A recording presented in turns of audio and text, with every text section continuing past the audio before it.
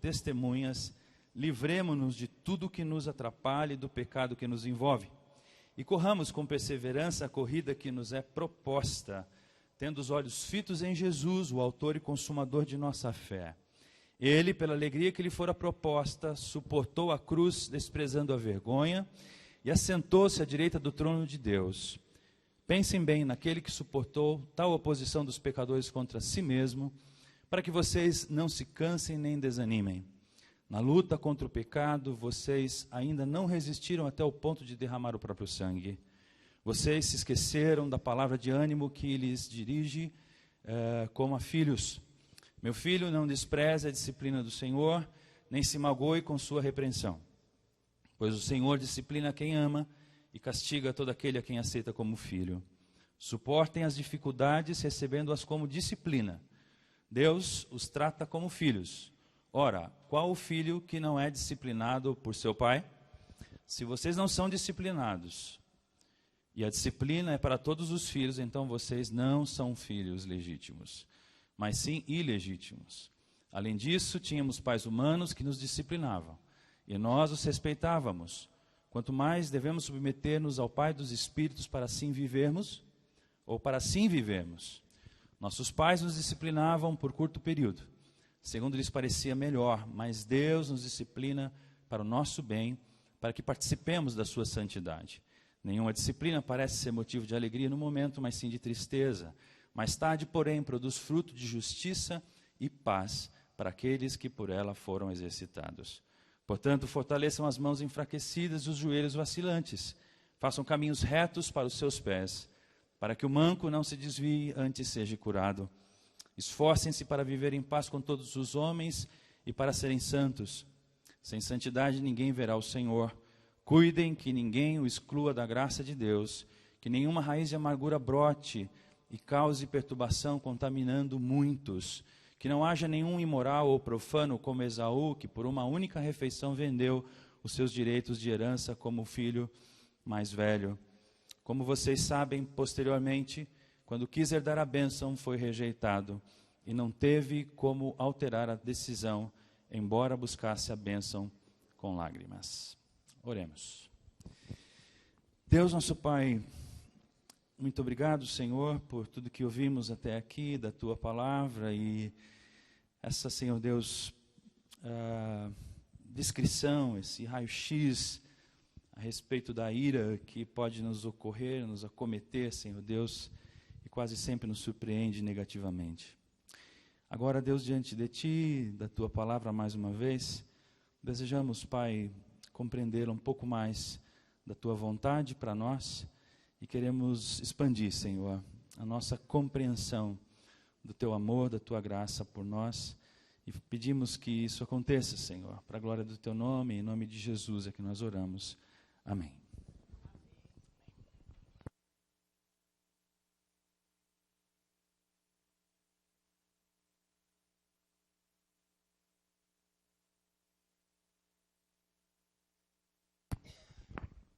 Muito bem. O que é a vida? Semana retrasada nós falamos que a vida é a existência perfeita. Não perfeita no sentido de que uma vida sem problemas, mas uma vida plena, uma vida que abre caminhos de satisfação, uma vida que pode te dar significado. Isso não depende necessariamente de condições econômicas, isso não depende de condições de relacionamento, de casamento ou não casamento, isso não depende de outras condições tais que a gente possa adquirir, comprar. Nós dissemos na semana retrasada que a vida é uma existência perfeita quando ela está aliada a Deus, quando Deus faz parte da vida. E a gente pode dizer que Deus e a vida estão ligados intimamente para nós, filhos de Deus e discípulos de Jesus. Jesus disse, eu sou a ressurreição e a vida, ou seja, eu sou a vida. A vida e Jesus estão ligados intimamente. Eu sou a verdade e a vida. A vida, a verdade e Jesus são uma única só pessoa. Eu vim para que tenham vida. E o plano de Deus era ver a nossa vida gerando mais vida, disse o poeta Gerson Borges. O Senhor é o Senhor da vida, é o Criador da vida, Ele é a essência da vida. Deus e a vida são ligados intimamente, são coisas que não podemos experimentar de modo separadamente. Quando experimentamos a presença de Deus, ou quando nos relacionamos com Deus, experimentamos vida. Eu vim para que tenham vida e tenham vida abundantemente. Vida em profusão, vida de verdade, vida verdadeira. Acessar essa vida se tornou possível por causa da ressurreição de Jesus. Nós também falamos isso na semana retrasada. Por causa da morte de Cristo, nós podemos agora ter acesso a esse poder da ressurreição e ter essa vida em ressurreição que Ele nos prometeu e nos permite viver. Mas existe sim a possibilidade de vivermos de uma forma onde Deus e a vida possam ser desligados um do outro. Eles podem ser separados em dois planos, em duas categorias distintas. Deus é uma coisa e a vida é outra coisa. Isso pode sim ocorrer. A nossa vida em ressurreição depende, meus irmãos, de nós mantermos essa ligação fundamental entre Deus e a vida. Temos que nos perturbar, temos que ficar incomodados quando percebermos que a vida está se desligando do Deus vivo. Quando os aspectos da vida, eu não estou falando dessa vida mística, não, eu estou falando da vida mesmo. Por exemplo, quando você ouve uma música e aquilo não te abala, uma música bonita, que você sempre gostou, e coisa chata, e você troca. Quando você come uma refeição, e aquela refeição preparada com todo o carinho do mundo, mas você não viu prazer nenhum além de matar a sua fome. Quando você acorda pela manhã e a mulher da sua vida está do seu lado, e você não repara nos olhos inchados e se alegra pela beleza dela. Você repara que está atrasado, e que você tem que ir embora, e que tem conta para pagar, e que a sua mulher podia emagrecer um pouco, ou sei lá o quê. Quando você não vê na vida sinais de Deus, é disso que eu estou falando. Quando a nossa vida cotidiana, por exemplo, uma coisa que a gente faz todo dia, lavar louça, tá certo? A maior parte de nós faz isso todo dia. Não sei aí o pessoal que trabalha fora, mas eu que vivo em casa, tenho que lavar louça. Senão minha mulher, né? Não, ela não briga comigo. Mas a gente lava a louça para as irmãs que são donas de casa. Tem coisa mais mala que lavar louça, irmãs? Tem, né? Varrer casa, lavar banheiro, lavar roupa, enfim, passar roupa. Para, chega de tortura. Então, quando nessas rotinas da vida, nessas segundas de manhã, mais um cliente para atender, mais um relatório para fazer, mais uma peça para soldar, mais um cabelo para cortar, mais uma unha para pintar, mais um sistema para pôr no ar, mais uma... Enfim, eu não sei o que você faz, mais uma aula para dar, não sei o que você faz, mas sabe quando essas coisas da rotina da nossa vida, elas não estão mais permeadas por Deus. E você não percebe a bondade, a graça de Deus em meio às coisas simples da vida. Eu terminei a minha fala aqui no domingo retrasado, citando que coisa esquisita é essa? Nós vamos almoçar, e aí ninguém tem nada para agradecer aqui por esse almoço. Parece que é uma coisa estranha pedir que todos parem por um instante, refreiem seus apetites, seus instintos mais animais por comida, mais primitivos, e nós vamos lembrar de Deus na hora da refeição. Quando Deus está dissociado dessa rotina de coisas, você não vê Deus para ir para a faculdade, você não vê Deus na mamadeira do filho, você não vê Deus entende? Na compra de mês. Você vai no mercado, enche o carrinho, essa semana nós fizemos compra na segunda-feira, e foi um problema essas compras que nós fizemos. Porque quando eu passei pelo Terminal Varginha, tinha umas 5.000 pessoas na porta do Atacadão. E eu ia para o Açaí, um pouco mais adiante. E quando eu cheguei no caixa, comentei com a menina do caixa, ela falou, são 40 vagas, senhor. E quando eu voltei, a fila continuava lá. 5.000, mais de 5.000 pessoas para 40 vagas. Eu falei, meu Deus do céu. E aí eu percebi o valor dos pacotes no banco de trás, entende isso?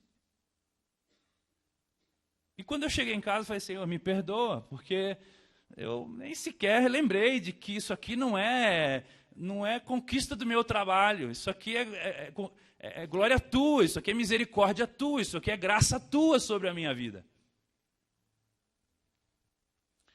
Então, precisamos lembrar, irmãos, que a vida biológica, essa que nos mantém vivos, né, essa dos neurônios, essa dos sistemas digestivos, sistemas motores, sistemas circulatórios, sistema digestivo, enfim, essa vida ela não é a parte mais importante da vida. A parte mais importante da vida é Deus, porque Deus é vida. É nele que nós vivemos, existimos e nos movemos. Quando estamos em Deus, quando percebemos, quando a nossa vida está em Cristo, e por estarmos em Cristo, estamos em Deus, o apóstolo Paulo diria que nele nós existimos, movemos, crescemos, tudo acontece nele. Quando estamos nele, quando a nossa vida é uma vida, ela é vivida ao lado dele, quando a gente respira Deus, quando a gente percebe Deus, quando Deus dá significado e ressignifica as nossas rotinas, as nossas histórias, os nossos momentos, aí a vida vale a pena. Aí a vida ganha sentido. Aí a vida é vida mesmo. Quando Deus domina as nossas relações, e Deus não precisa ficar aparecendo toda hora, você não precisa ser religioso, não. Você precisa ser crente, não religioso. Ficar pregando um versículo lá na mesa do escritório, ficar, sabe, isso não quer dizer muita coisa. O que se espera é que o seu coração viva isso. O que se espera é que a sua experiência com a palavra de Deus seja íntima, seja verdadeira e flua e aconteça naturalmente. Você quer ver uma coisa fundamental para nós cristãos? O trabalho. Quando o seu trabalho for feito para a glória de Deus, ele nunca mais será o mesmo.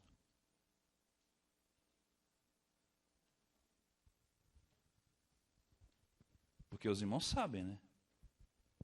Que nós não trabalhamos para o governo, não trabalhamos para nenhuma empresa, nós não trabalhamos para ninguém, vocês sabem disso, né? Não trabalhamos para os nossos filhos, para os nossos maridos, nós trabalhamos para Deus. Nós respondemos a Deus. Bom, o salmista disse assim, Senhor, eu quero andar na presença do Senhor na terra dos viventes. Ele fala isso no Salmo 116. E quando o salmista diz isso, meus irmãos, ele está abarrotado de problemas. Meu Deus, não quero nem ler o Salmo 116 hoje. Ele vai falar, são 13 expressões no Salmo, cordéis de morte, eu estou morrendo, eu estou sendo afogado, eu estou triste, minha alma está desesperada, enfim, ele estava assim numa angústia de morte.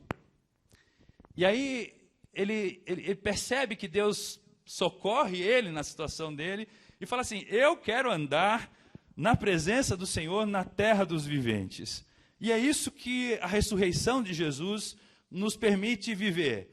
Viver na presença de Deus na terra dos viventes. Experimentar Deus em meio ao mundo de caos. Experimentar Deus em meio à enfermidade, em meio à dor, em meio à angústia, em meio aos dilemas, em meio à ira, em meio à raiva, em meio às crises. Porque Deus está ligado à vida e tudo que tem a ver com a vida tem a ver com Deus para nós. Deus não se ausenta da nossa vida em momento algum. Deus não tira folga. Não tem assunto que Deus diga assim, não, isso não me pertence. Isso não é problema meu, isso é problema seu. Deus e a vida estão ligados completamente.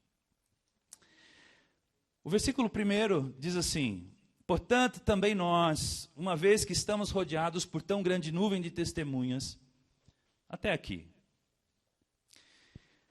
O autor de Hebreus está se referindo ao capítulo anterior, ou à parte da carta anteriormente, lá no capítulo 11, onde ele começa a citar a vida de... Ele começa por Abel, Enoque, Noé, Abraão, Isaque, Jacó, José, Moisés, Raabe, Gideão, Jefté, Davi, Samuel, todos os profetas. Então ele fala assim, todos esses homens, e ele dá detalhe da vida desses homens, todos esses homens estão agora nos cercando e olhando para nós. Eles são, assim, os homens de Deus do passado estão agora olhando para nós e percebendo assim, olha, como é que o povo de Deus do presente vive. É isso que ele está dizendo. Uma vez que nós estamos rodeados por uma tão grande nuvem de testemunhas, aí ele vai dizer o seguinte, livremo-nos de tudo o que nos atrapalha e do pecado que nos envolve, e corramos com perseverança a corrida que nos é proposta. Veja só, sobre essa grande nuvem de testemunhas, o autor de Hebreus diz 3 coisas categoricamente. A primeira coisa que ele diz é que nenhum deles teve vida fácil. Veja aí, Hebreus 11, 32 a 37.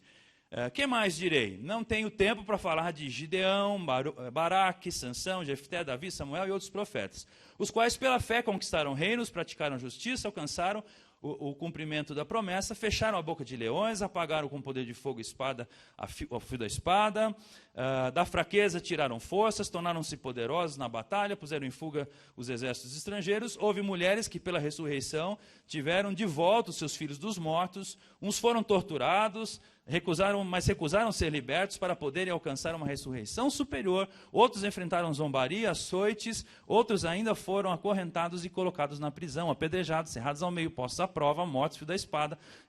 Entende? Então vamos deixar claro que esses heróis da fé que nos veem hoje não tiveram vida fácil.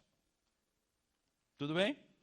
A segunda coisa que ele deixa claro, no verso 38 especialmente, é que o mundo não era digno deles. O mundo não era digno deles, vagaram pelos desertos e montes, pelas cavernas e grutas. Deixa eu te dizer uma coisa, se você esperar reconhecimento público a respeito da sua vida, talvez você fique frustrado, porque os grandes homens de Deus não foram notados neste mundo, eles passaram despercebidos. Entende? Você não tem uma vida dessa, de integridade, você não tem essa vida de obstinação pelo reino de Deus, porque você vai receber um reconhecimento público.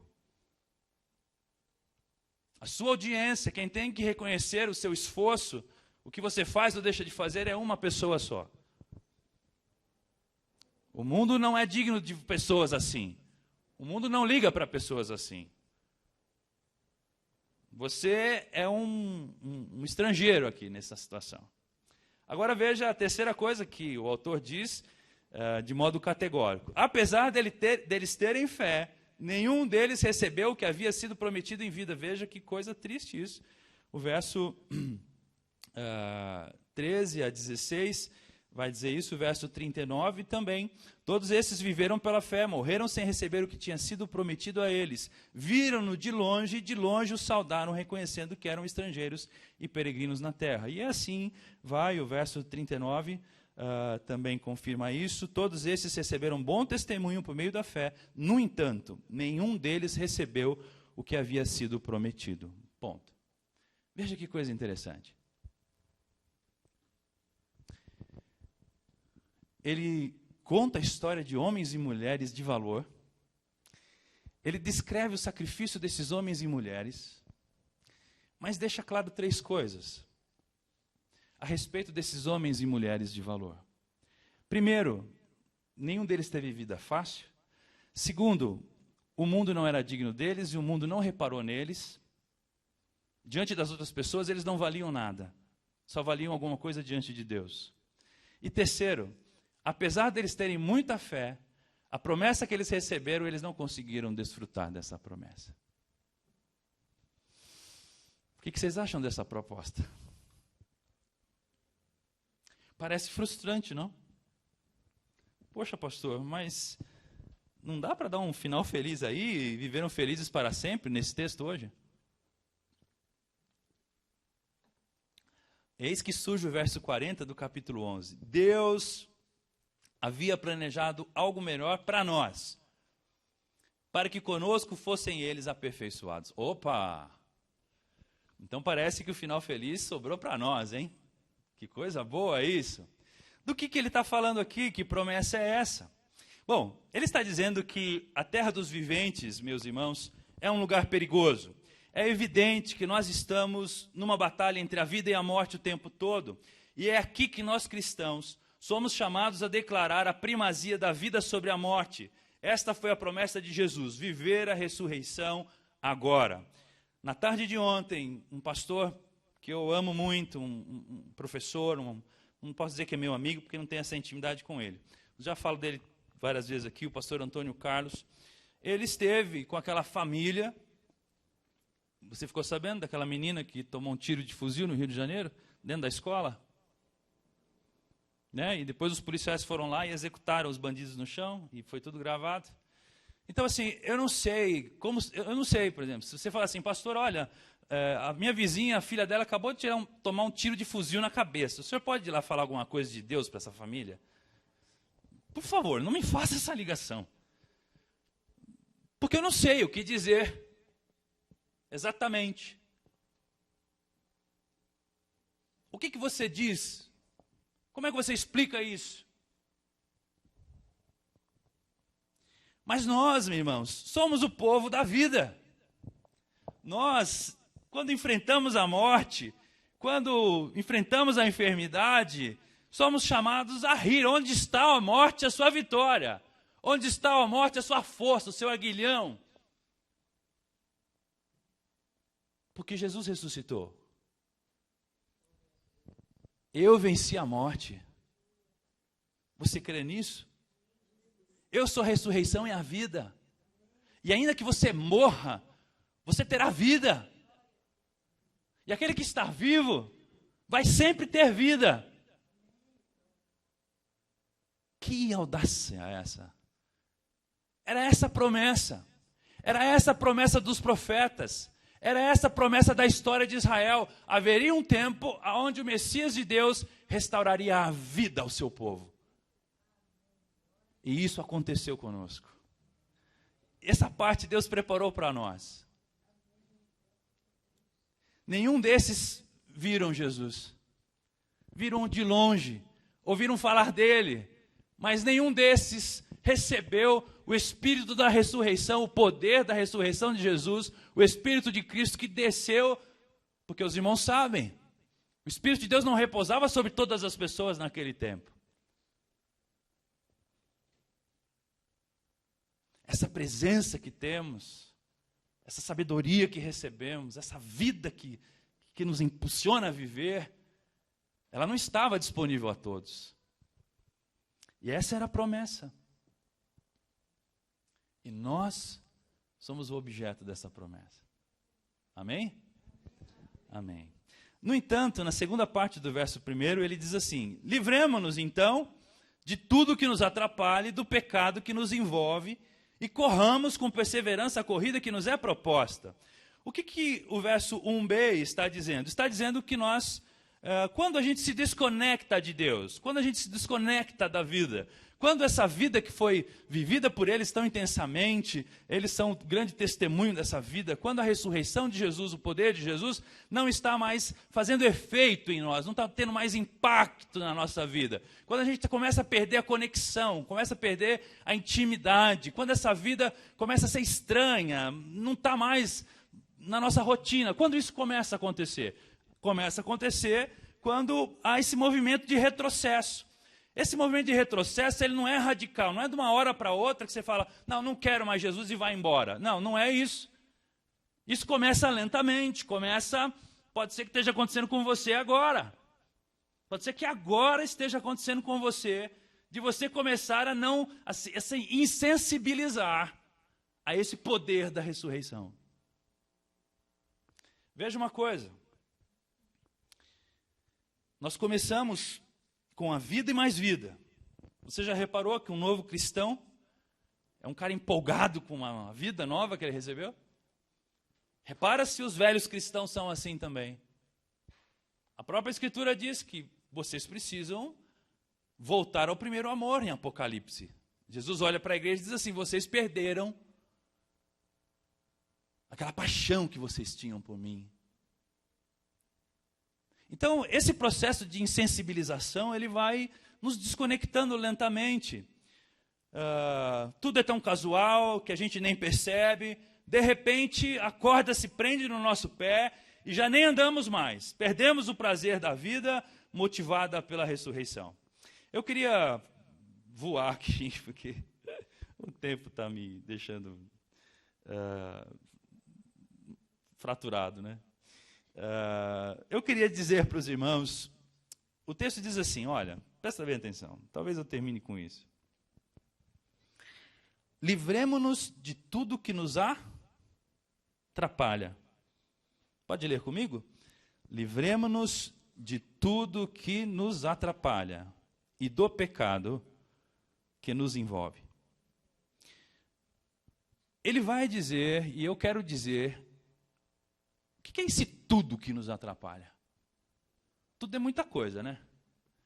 Esse tudo tem que ter nome, perfeito? Qual o nome desse tudo que nos atrapalha? E que você precisa se livrar dele? Então, eu quero falar de seis coisas que nos atrapalham. Olha só que sermão legal.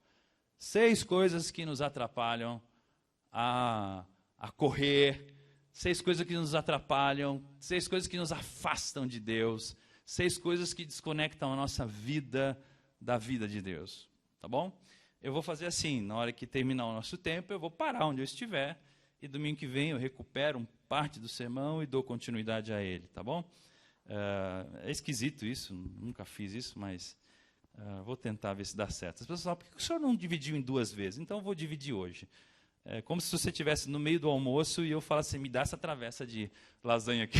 Eu arranco a lasanha no meio do caminho para você. Oh, mas eu queria mais um pedaço. Então você vai esperar a semana que vem, tu come de novo, tá bom? Eu vou botar ela no freezer e a gente esquenta ela no micro-ondas domingo que vem. Quais são essas coisas que nos atrapalham a correr? O texto está dizendo, livremos-nos de tudo que nos atrapalha e do pecado que nos envolve e corramos com perseverança a corrida que nos foi proposta.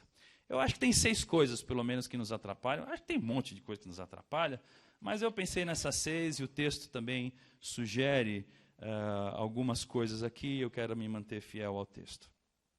Primeiro, uma das coisas que eu acho que mais nos atrapalha de vivermos essa vida da ressurreição que Jesus nos deu, essa experiência de vida, vida mesmo, são as falsas ideias a respeito de Deus. Eu traduzo isso como a religião. Irmãos, aqui o papel da lógica, ele é cruel com a gente, porque ele conspira contra a vida da ressurreição. Deixa eu explicar isso. Se quando você conheceu a Cristo, alguém disse para você assim, olha, Deus ama você, mas se você não for fiel a Ele, Ele te abandonará. Você se converteu numa determinada igreja, e alguém disse isso para você, ou disse qualquer outra coisa que não é verdadeira a respeito de Jesus. E aí, passou-se muitos anos você naquela batidinha ali. Medo de Deus, medo de Deus, medo de Deus, medo de Deus. Num dado instante você diz assim, mas eu não consigo sentir vida, porque eu tenho medo de Deus. Porque o pastor que me ensinou disse que Deus acabaria comigo. Se eu fizesse alguma coisa errada e eu não consigo fazer a coisa certa, logo Deus está muito pé da vida comigo e Ele não ouve as minhas orações.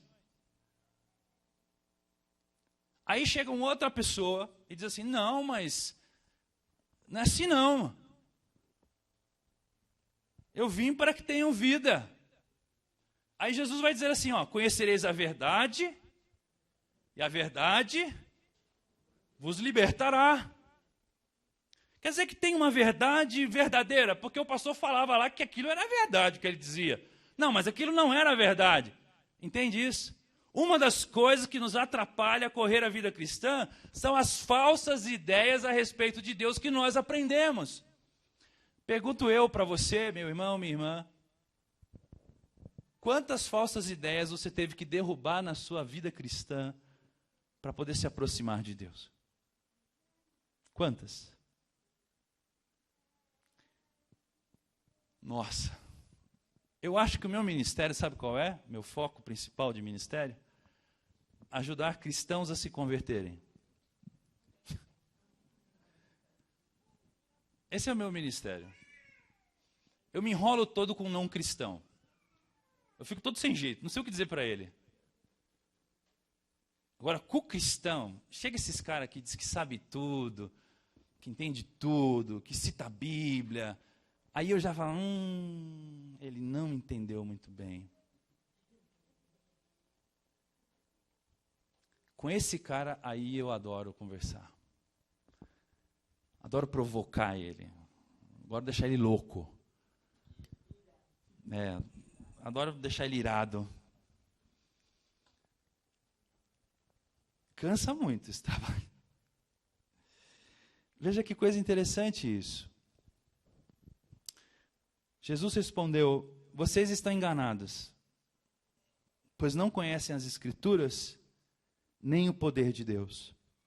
O que mais tinha nos dias de Jesus era gente que dizia que conhecia a Bíblia. E Jesus está dizendo assim, vocês estão equivocados a respeito do que vocês pensam. Essa é a primeira coisa que eu acho que nos atrapalha na nossa relação com Deus. Falsas ideias a respeito de Deus. Porque a igreja não é tudo a mesma coisa, pastor não é tudo a mesma coisa. Enfim, o evangelho não é uma questão de lógica. Os processos do evangelho é uma soma de razão e de vida, de experiência viva. E às vezes isso depende muito da vida da pessoa. Uma vez, eu já vou caminhando para o final, uma vez eu pastoreei, no começo do meu ministério, pastoreei uma igreja lá em São Miguel. Fiquei lá 9 meses. E uma família me deu muito trabalho. Trabalho bom até, esse trabalho de conversão de cristãos. E nós investimos muitas horas com eles, muita energia. E quando nós saímos da igreja, eles pastor, o senhor está nos deixando, nos abandonamos, meio que ficaram bravos com nós. Tá bom. Passaram-se 8 anos. Aí fomos fazer uma visita a essa família lá. Tal. 8 anos depois. Pastor, o senhor conhece o pastor fulano de tal? E por sinal era um conhecido meu. Assim, eu sabia quem era esse pastor. Eu acho que eu sei quem é. Eu sabia muito bem quem era. Era um colega muito querido. Então, nós estamos indo na igreja dele, ele está falando isso, ele está falando aquilo, olha, ele está nos mostrando isso.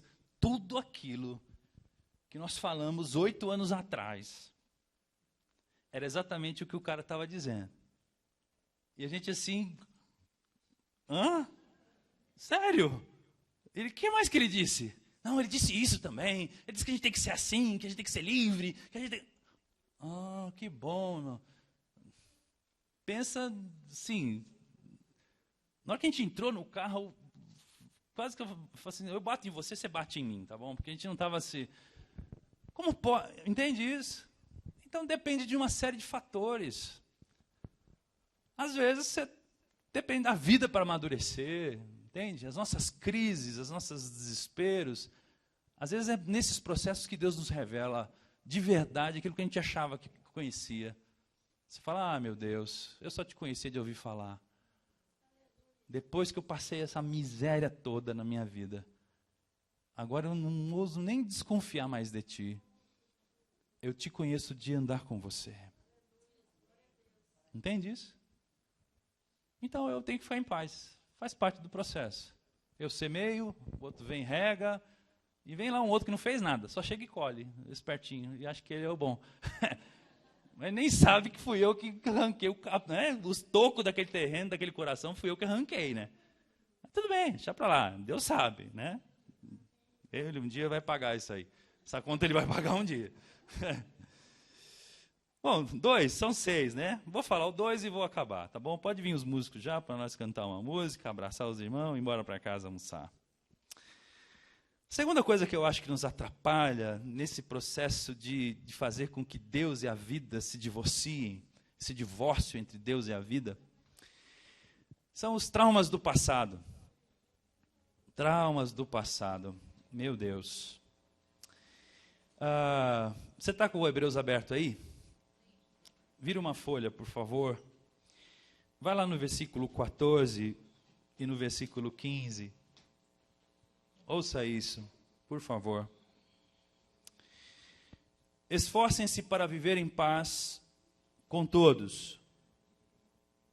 E para serem santos em santidade, serem santos sem santidade, ninguém verá o Senhor.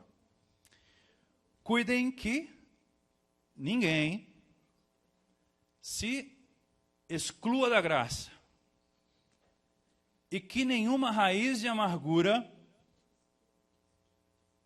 brote e cause perturbação, contaminando muitos. O texto está dizendo assim: é impossível passar por essa vida vivendo em paz com todas as pessoas que você cruzar no caminho delas. É impossível. É impossível. Essas pessoas podem ser colegas de trabalho, vizinhos, mas também pode ser seu pai e sua mãe, irmãos. O texto está dizendo que esforcem-se para viver em paz com todos. Por que tem que se esforçar para viver em paz com todos? Porque isso não é uma coisa que você faz fácil, certo? Não é isso? Se fosse fácil, tu não precisava se esforçar. Tudo bem? Aí ele vai dizer mais: cuidem que ninguém se exclua da graça de Deus. O que ele está dizendo? Tome cuidado, porque para você retomar a paz com essas pessoas, você precisa de uma coisa. O que é?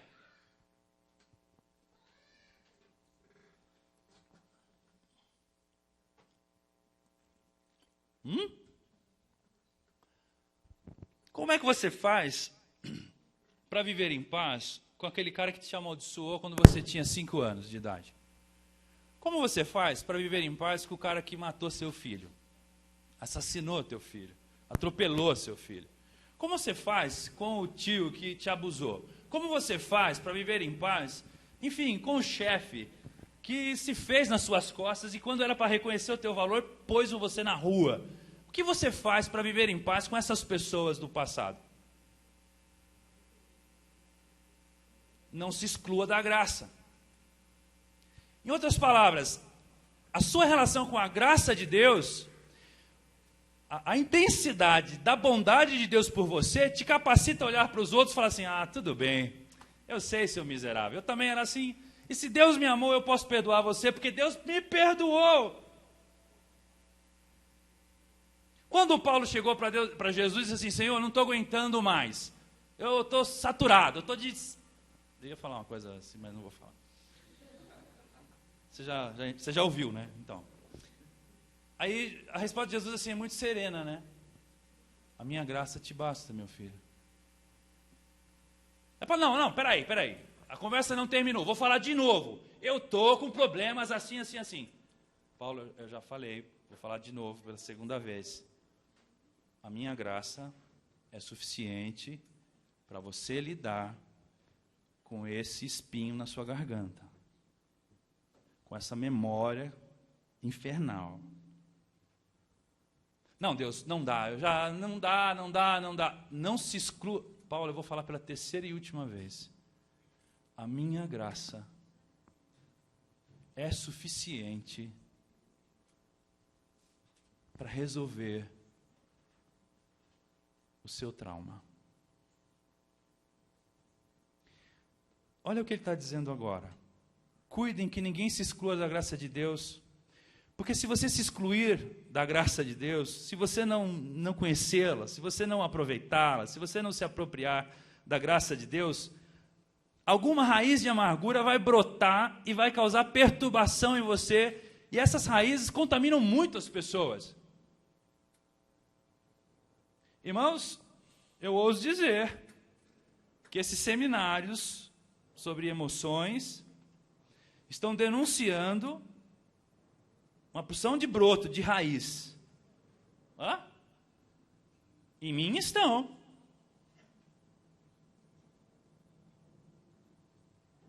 É disso que ele está falando. Ele está dizendo assim, se você excluir a graça de Deus da sua história, vai brotar uma raiz de amargura. Sabe o que é amargura?